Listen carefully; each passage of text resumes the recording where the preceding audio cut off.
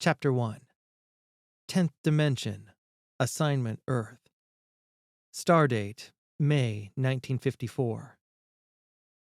The director looked out her window and saw young souls laughing as he swung higher and higher on the monkey bars before releasing his grip and landing at their feet.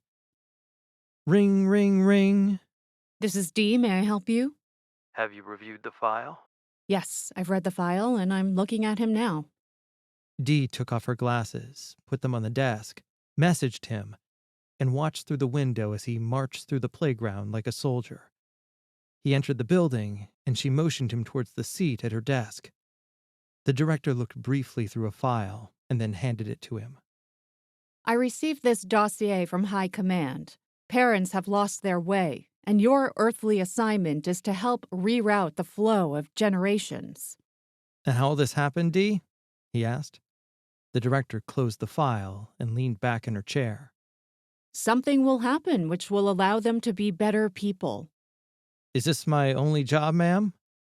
She handed him the file and said, In the middle of your struggles, you will have to define who you are, find your purpose, and complete your circle of life while on Earth.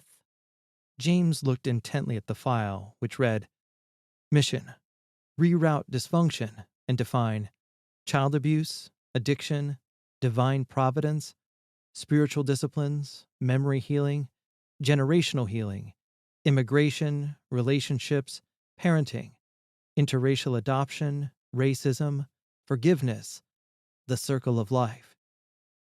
James nodded with a faraway look into the galactic stars. The director sighed. So, what do you think? Really? This scenario doesn't sound good, he said. Do you have anything else?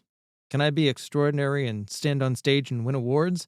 I'd prefer to sign autographs, Sorry. the director said, smiling. High Command has assigned this mission to you.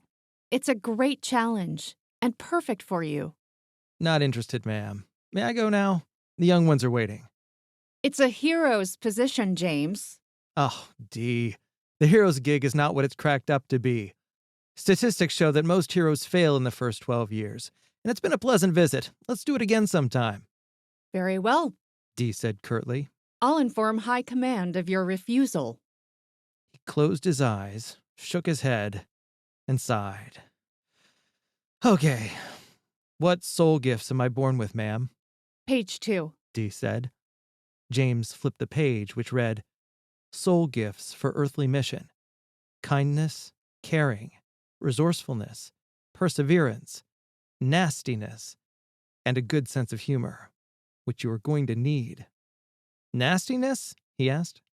Yes. And please use with discretion, James. The young souls, will they be okay while I'm gone? Yes, James. But Dee cautioned him as he rose to leave. If your parents don't intercede and respond, you will be alone in a tragedy, and your circle of life will be damaged. Evil will try to destroy you. So be awake and listen to your soul's voice. Anything else? James asked. An infant circle of life is mystical. Dee said. Babies are born innocent, with a pure soul. And with conscious intentions, parents can enter the baby's circle of life and heal multi-generational trauma. The clock chimed the first note of 12, and Dee said, There is some good news, James. You get the girl you want. He paused and said, Really? Tell High Command I consider this position an honor. However, I will interview numerous females and will not be impulsive. Dee smiled, looked at her smartwatch, and said, You must hurry, James.